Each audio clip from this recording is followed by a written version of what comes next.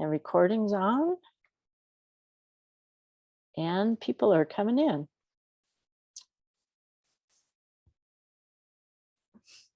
So we'll wait a few seconds while everybody gets logged in.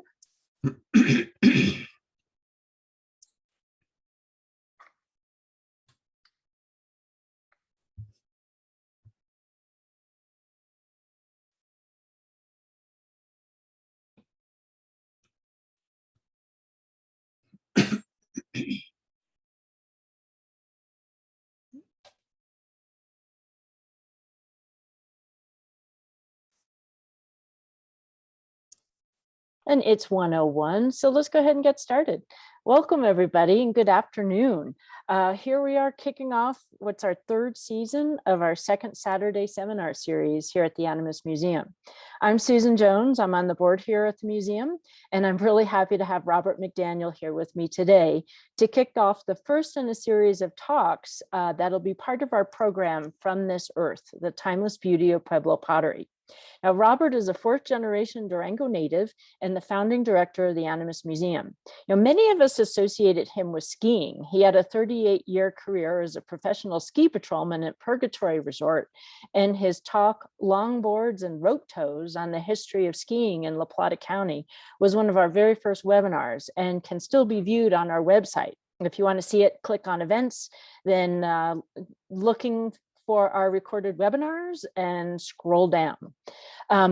What some people may not know, however, is Robert is also an expert on Native American arts, including weavings and pottery.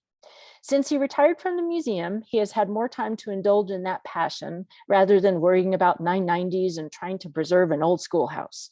In 1990, the city of Durango donated a large collection of artifacts to the museum, which included many of the pots that were in the Indian room at the old Durango Public Library. They are some amazing pieces, and I'm really happy to have this opportunity to work with Robert to better document and showcase this part of our collection. But before we get started, as usual, some quick Zoom housekeeping. We're using Zoom's webinar feature, which means that you are all muted and your videos are off. At the bottom of your screen, and you may need to mouse down a little bit to see it, there are some icons. To minimize distractions today, we've disabled the chat function. If you have an immediate issue or question, please click on the Q&A icon and we'll be monitoring that. But otherwise, at the end of the talk, we'll open up for questions. So you can either type them into the Q&A at any time and we'll answer at the end of the talk, or at the end, you can raise your little hand and we'll go through and allow you to unmute and ask your question live. This session is being recorded and you will receive an email in 24 hours with a link to the recording and any other resources that we talk about. With that, let me turn it over to Robert. Thanks, Susan, and thanks everybody for signing up for the program. Sometime last summer or fall, Susan and I were looking at the pottery collection in the collection storage area. And we got to talking, and I don't know who came up with the idea, probably Susan, maybe kind of the both of us. But we came up with this idea to develop a changing pop-up exhibit in the museum's entryway to help showcase the museum's Pueblo pottery collection. Dealing with technical issues here. The core of the museum's historic Pueblo pottery collection, as distinct from the prehistoric stuff, came from the Durango Public Library. Sometime in the summer of 1990, as I recall, I got a call from Dan Bursell, who was the director of the public library at the time. And as Susan mentioned, and of course, the library at that time was in the old Carnegie Library building on 2nd Avenue there by the old high school, much smaller building than what the library is in now. Anyway, before there was a museum in Durango, the library sort of became a de facto museum and people donated things to the library because there really wasn't any other place there really wasn't another museum or another place that could be a home for this kind of thing. So over the years, they not only collected a large amount of historic Pueblo pottery, but they had a big doll collection, World War I uniforms, Navajo weavings, all kinds of things. And at the time, of course, the library was hurting for space for books. So Dan Purcell called me up and asked me basically if the museum would be interested in taking the three-dimensional collections that they had. And at the time, there was a southwest room in the library, main floor, was clear back in the far left corner. It was a glassed, it was a room that had glass walls and shelves, and all the pottery was put on the shelves, just inside the glass walls, and then other things were in there. They had a large photograph collection, historic photograph collection, things like that.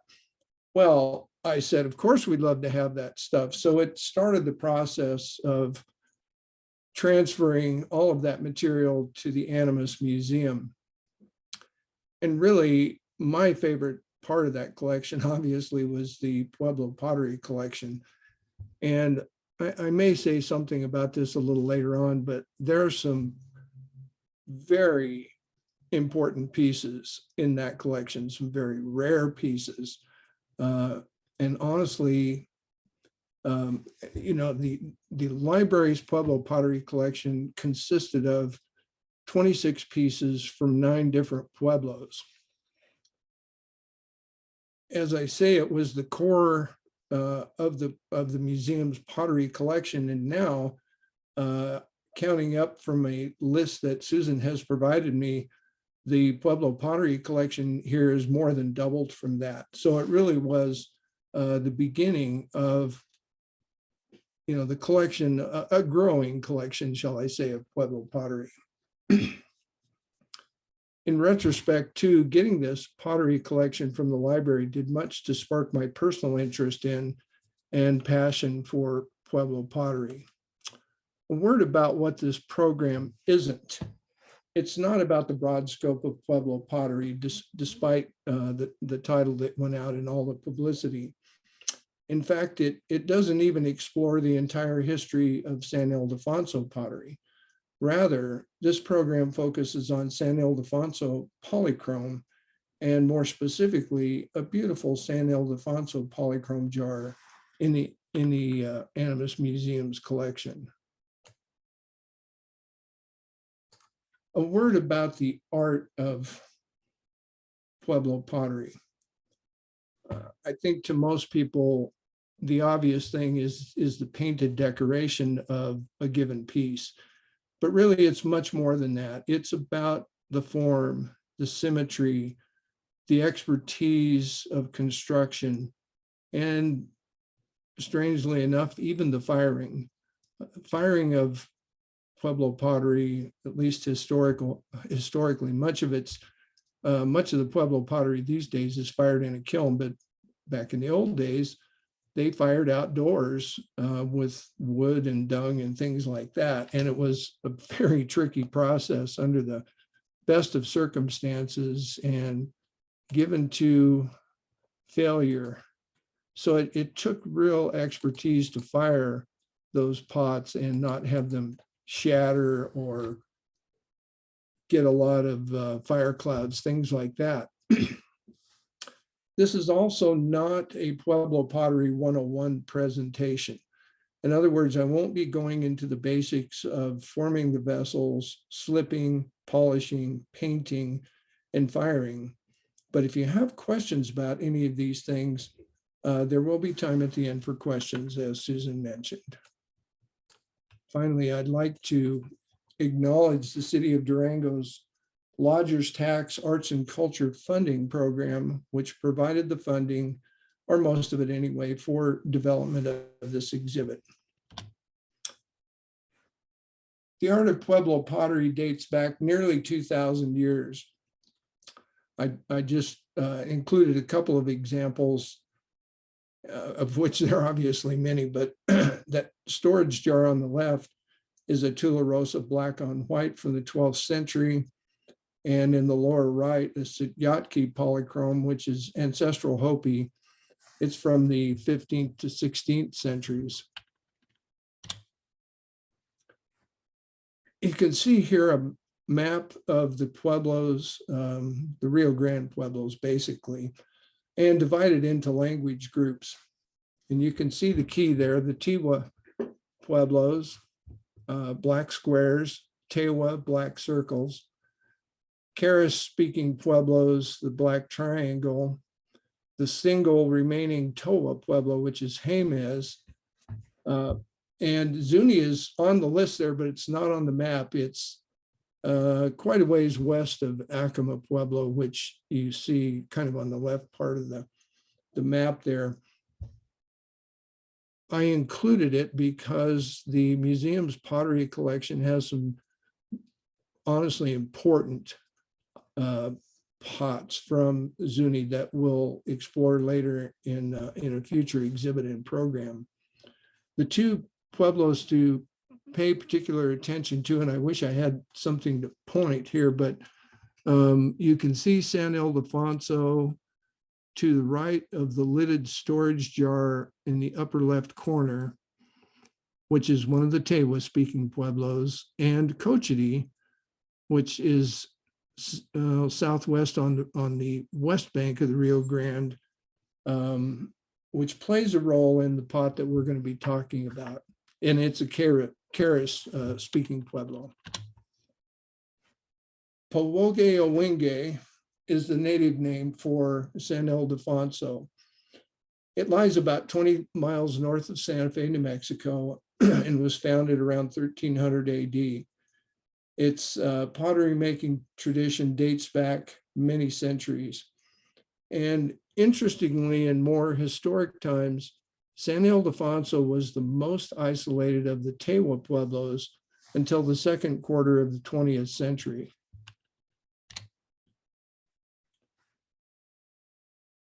Polychrome pottery, which employs 3 or more colors in the painted decoration, has been made at San Ildefonso since at least the mid-1500s. For the last 100 years, however, the Pueblo has become best known for its black on black pottery, pioneered by the famous pottery making duo Maria and Julian Martinez.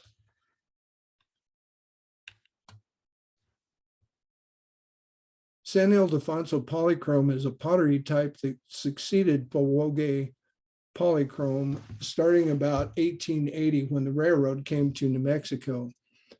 Prior to that time, pottery making had declined at San Ildefonso with only a few storage jars and smaller jars being made. Interestingly, a lot of the basic wares that they used in the Pueblo were imported from Nambe Pueblo in trade for agricultural products.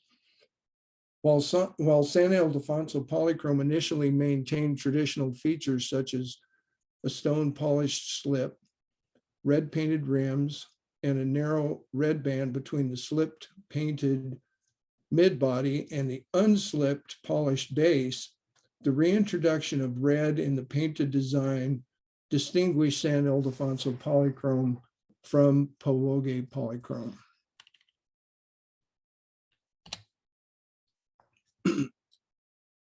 We have to talk about 2 very influential masters at San Ildefonso, Martina Vigil and Florentino Montoya. By 1905, these influential potters had introduced the white bentonite slip used at Cochiti Pueblo. I should mention that Martina's father was from Cochiti and her mother was from San Ildefonso. So being a matrilineal society, the family lived in San Ildefonso, and that's where Martina was born. But she, because of the way Pueblo culture works, she had ties and allegiances to both of those Pueblos. So after she married Florentino, and even before, they frequently visited Cochiti.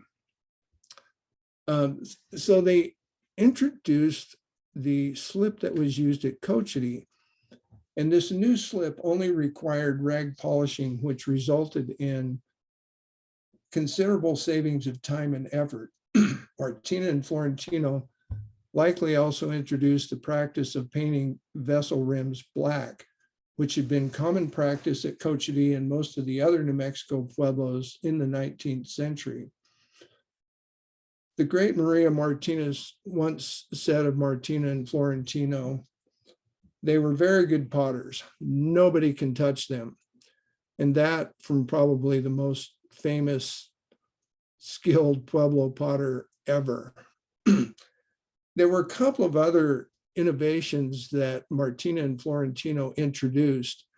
And you can see in this vessel I have pictured here, they abandoned the practice of leaving the bare paste and polishing it on the base with the red band between the slipped area and the polished base. They abandoned that and slipped the entire vessel white and polished it, obviously.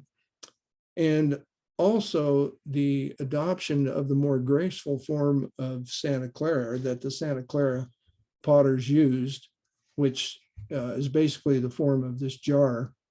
And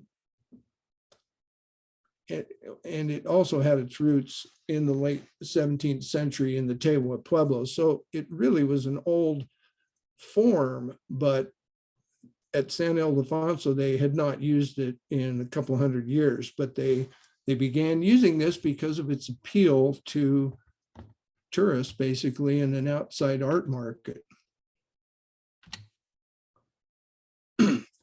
So that brings us to the special jar in the Animas Museum's collection. And as far as I know, it's the only ceramic piece that the museum has that was made at San Ildefonso. This jar dates from the 1900 to 1910 period. It exhibits classic elements of San Ildefonso pottery from the 19th century, while incorporating important changes that occurred in the early 20th century. Traditional features include a base of polished bare paste with decorative red band and the globular shape of the earlier Powoge polychrome jars.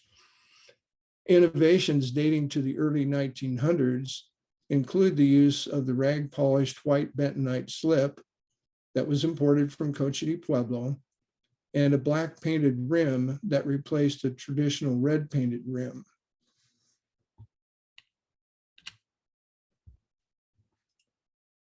So a little lesson about stone polish slip versus rag polish slip. And those images you see there from the book, The Pottery of the Pueblos of New Mexico, 1700 to 1940 by Jonathan Batkin. The left image shows that San Ildefonso's traditional stone polish slip usually had a smooth, satiny finish, but shows the marks of the polishing stone. It crazes upon firing, producing cracks that run in every direction. In the center illustration, the rag polish slip often looks soapy, grainy, feels grainy and streaked, and it lacks the satin finish from stone polishing. Many fine parallel lines record the strokes of the rag or piece of leather or wool used to apply it. And on the right, rag polish slip doesn't always craze, but when it does, it separates into tiny scabs.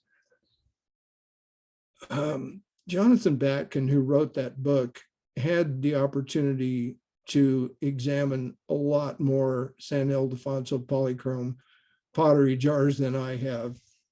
But in looking at the museum's jar and a jar that I have in my personal collection, it just doesn't seem as straightforward as that. So if we look at a close-up view of the slip on the museum's jar, it reveals crazing more suggestive of stone polishing than rag polishing. And it's not immediately evident whether the polishing marks are those of a polishing stone or a rag. Other attributes of the white slip and other characteristics of the pot, however, suggest a rag polished slip. For example, this jar has an overall dull finish rather than a satiny finish produced by stone polishing.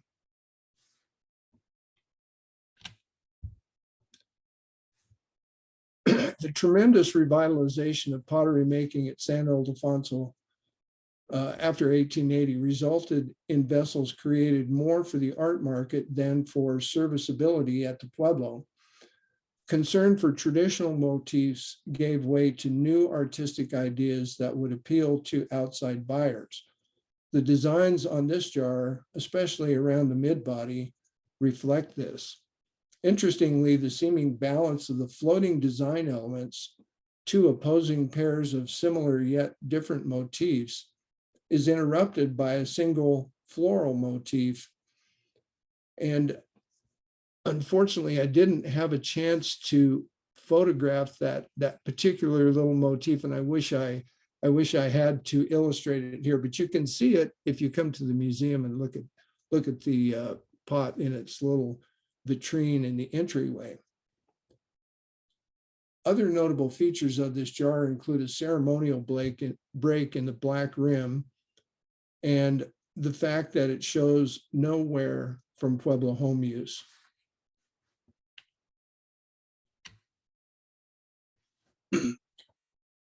Black on black takes center stage in the 20th century. In 1919, Maria and Julian Martinez began experimenting with an important new innovation, matte black on polished black pottery. Within 2 years, they had mastered the decorating and firing process, and the result was an immediate success. As a result, many of the San Ildefonso potters adopted the new style of pottery. While polychrome pottery continued to be made, very little was produced compared to the black on black pottery.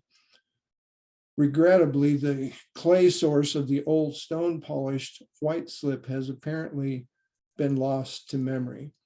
And the photo, of course, is of Maria Martinez with a couple of the pieces she made in that giant storage jar at her feet is nothing short of spectacular. In conclusion, our purpose is for this exhibit and accompanying program to be the first in a series that will showcase the museum's extraordinary collection of Pueblo pottery. Our plan is to change this exhibit at least a few times during the year as time and resources allow. And I would like to, again, extend our thanks to the City of Durango and its dedicated arts and culture funding program, which provided the funds to develop this exhibit. And I think that's it. Thank you.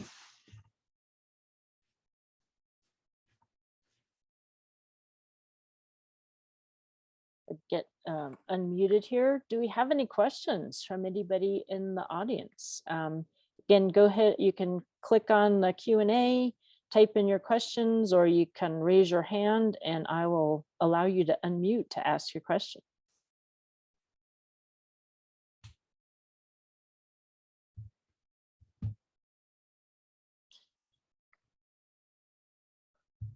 No questions.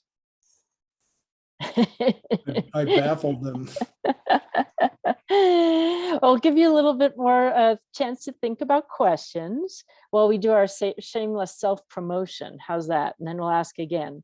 Things are kind of quiet here at the museum for the winter, but we are open Tuesdays, Thursdays, and Saturdays from 10 a.m. until 4 p.m. and Wednesday and Friday from 1 p.m. until 4 p.m. So come on by. We'd love to see you. The Rio Grande Southern pop-up exhibit is still up, and you can see this wonderful San Ildefonso pot that Robert has been talking about on exhibit.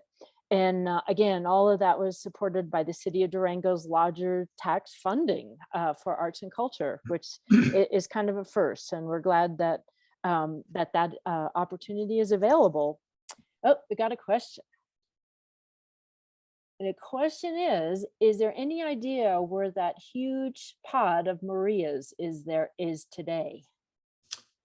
I'm sure it's in a museum, probably at the Museum of Indian Arts and Culture, or possibly at the School for Advanced Research. The Museum of Indian Arts and Culture incorporates the old Laboratory of Anthropology and pottery that was collected as part of the Indian Arts Fund. I should have looked that up, but I actually saw a picture of that pot in one of my reference books, but I don't believe it said which collection it was in.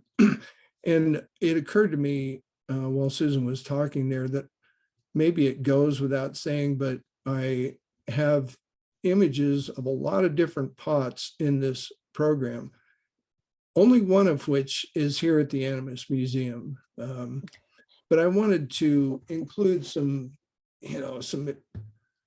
exceptionally nice images of San Ildefonso pottery.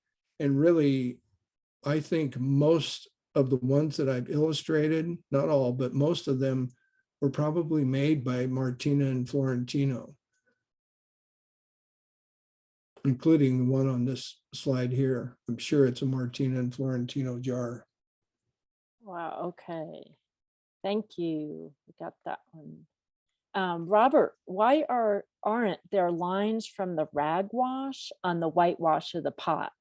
Does it look more like a stone rub? I'm sorry, say that again. Why are there no lines from rag wash on the whitewash of the pot? It looks more like a stone rub. I assume the question is in reference to the museum's jar. I think so, yes. I've looked at that pot closely, and in the right light, you might be able to see streaking of rag polishing. It's just a little difficult. I don't really see the marks that I would expect to see from stone polishing, but by the same token, I don't necessarily see the streaking that I would expect from rag polishing. But here's the thing. In the hands of a master, the rag polish slip could look great. A master like Martina. Of course, Martina, there's also been the notion that at Cochiti, they were trading that Cochiti slip up to San Ildefonso for who knows what. But there's some thought that maybe they saved the best slip material for themselves and perhaps traded a little inferior product up to San Ildefonso. Many of the jars that were made at San Ildefonso using that Cochiti slip don't look great. At its worst, it can look gray, dull, streaky, grainy. It just doesn't have that luster of stone polishing.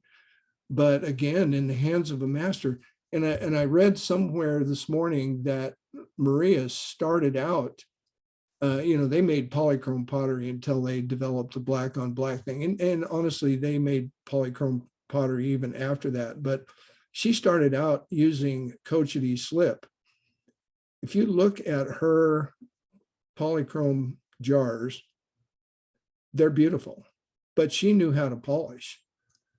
She was an expert at polishing. So maybe that's part of the answer to the question, is that in the hands of a master, they can make that Cochiti slip look pretty good. So, well, here's another thing. Can we figure out who made the jar in the museum's collection? And I've tried, I have looked in all my books to try to pick up similarities in design motifs and other attributes of that jar, and I absolutely have not seen anything that could lead to some sort of an attribution.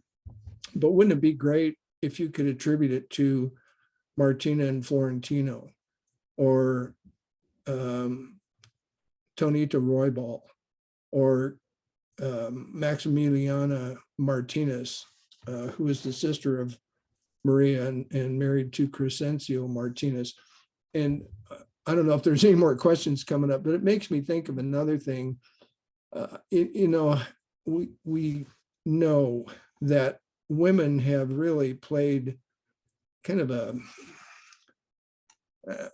subservient role to men, especially in white society. But interestingly, in Pueblo society and in the realm of Pueblo pottery making, the women generally are the ones who make the pottery, and they're the ones who get all the credit. But at San Ildefonso and many of the other Pueblos, it was often a husband-wife team, or even mother-son team like Maria and Popovi, or Maria and her son Adam. But the men tended to be the ones who did the painted decoration. And that whole notion was a little late in being recognized, but interesting that the men kind of took the back seat in Pueblo pottery making. Okay, I'm going to jump over. Could you go back to the slide with our pot on it? Wish to what? To the slide with our pot on it. That one or?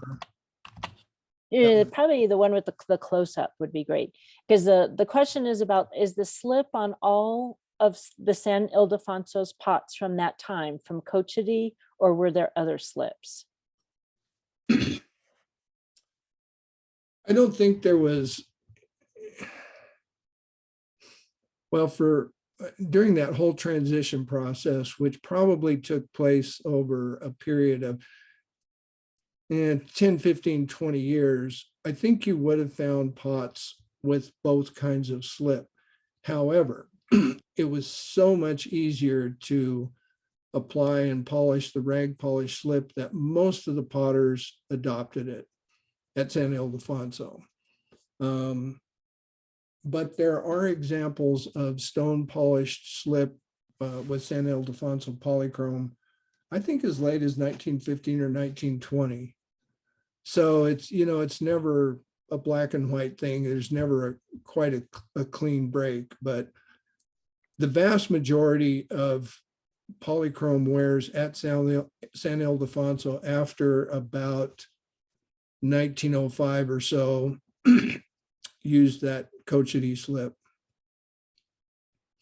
Martina and Florentino moved to Cochiti somewhere in the 1903 to 1905 time period and lived there for the rest of their lives. But they didn't, the pottery that they continued to make was San Ildefonso in style. They never really made Cochiti style pottery.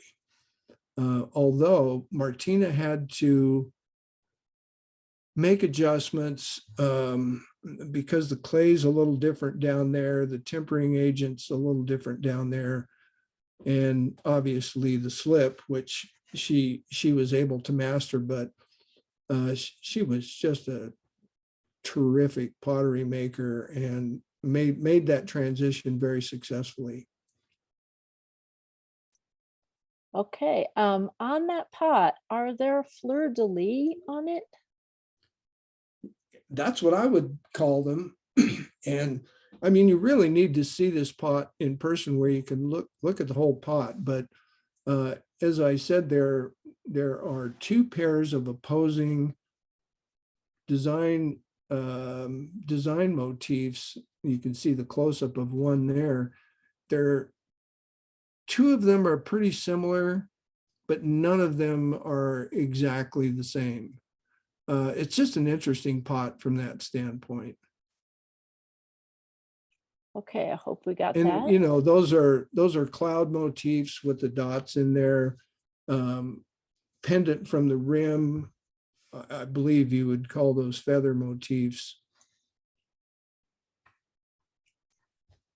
Okay, we got them. I think we got all the questions. Any others? I'll do a little bit more shameless self-promotion, and then if you think of questions, type them in. If you are a member of the Historical Society, our annual meeting will be a drop-in event at the museum on Saturday, February 11th from 2 p.m. until 4 p.m. And you'll be receiving further information with the upcoming member newsletter that will be out in a week or so with the annual report. So please come on by on the 11th to ask questions or to talk to board members. And if you're not a member, join us. You can sign up online at animusmuseum.org by clicking on the support link, or come by the museum and we can get you all signed up. In February also, we're going to be starting to release the oral history that we did with local legend Dolph Coos this summer. This is an absolutely incredible story that we're working on to spread far and wide. So there's going to be more information coming out. But stay tuned on our e-blast and on our newsletter. And next February, we're going to start the process. March is Women's History Month, and we will be celebrating Rosie the Riveter and La Plata County's Rosies in particular. So to keep up with us, join us, visit our Facebook page, our website, our Instagram page, subscribe to our e-blast, come by and ask questions and say hello. And we were, let me check for more questions. I think we're good. So Robert, thank you so much for joining us today with some of the incredible background on this wonderful pot in our collection. And we'll look forward to the next time that we do another program like that. And with that, if you want to see continued programming like this, please be sure to hit the donate button on our website. We appreciate all your support and thank you for joining us today.